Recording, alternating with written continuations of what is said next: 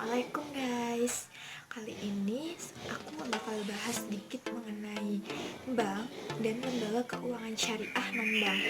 Yang pertama adalah bank. Apa sih itu bank? Jadi guys, menurut Undang-Undang Nomor 10 Tahun 1998 tentang perbankan, bank adalah badan usaha yang menghimpun dana masyarakat dalam bentuk simpanan dan menyalurkannya kepada masyarakat dalam bentuk kredit atau bentuk lainnya dalam rangka meningkatkan taraf hidup rakyat. Nah, dari definisi bank tadi dapat kita simpulkan bahwa di dalam sebuah bank itu terdapat 3 kegiatan utamanya.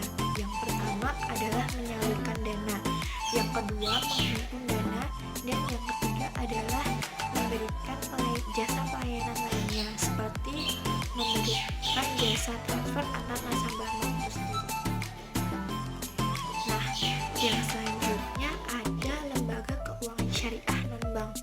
Di sini aku mau ambil 4 contoh lembaga keuangan syariah non-bank. Yang pertama adalah asuransi syariah. Apa sih itu asuransi syariah? Dalam bahasa Arab, asuransi dikenal dengan istilah at-ta'min. Sedangkan di Indonesia, asuransi syariah dikenal dengan istilah takaful, yang berarti menjamin atau saling menanggung. Dalam Fatwa DSN MUI nomor 21 tahun 2001 bagian pertama ketentuan umum angka 1, asuransi syariah adalah usaha saling melindungi dan tolong-menolong di antara sejumlah orang atau pihak melalui investasi dalam bentuk aset dan atau tabaruk yang memberikan pola pengembalian untuk menghadapi resiko tertentu melalui akad yang sesuai dengan syariah. Yang kedua adalah BMT.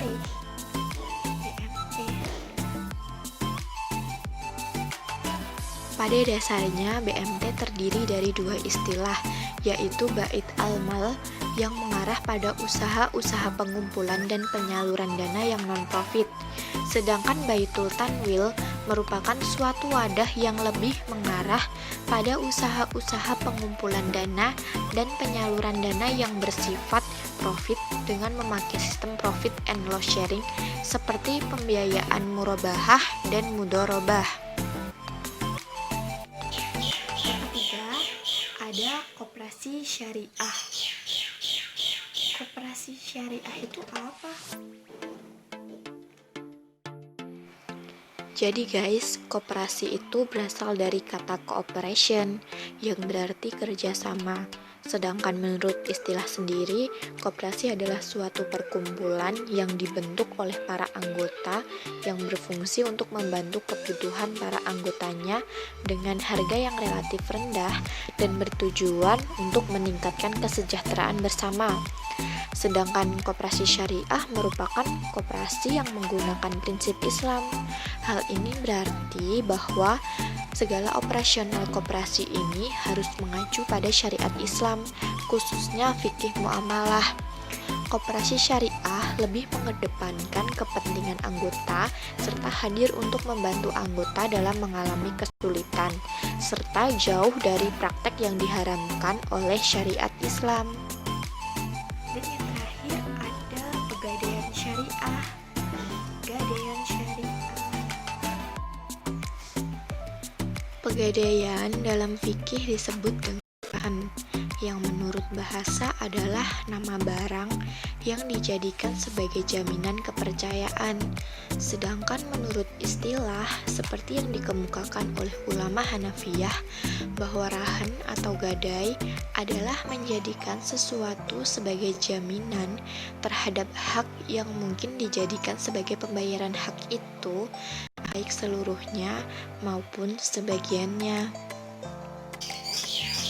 Oke guys, itu sedikit pembahasan kita kali ini mengenai bank dan lembaga keuangan syariah non-bank.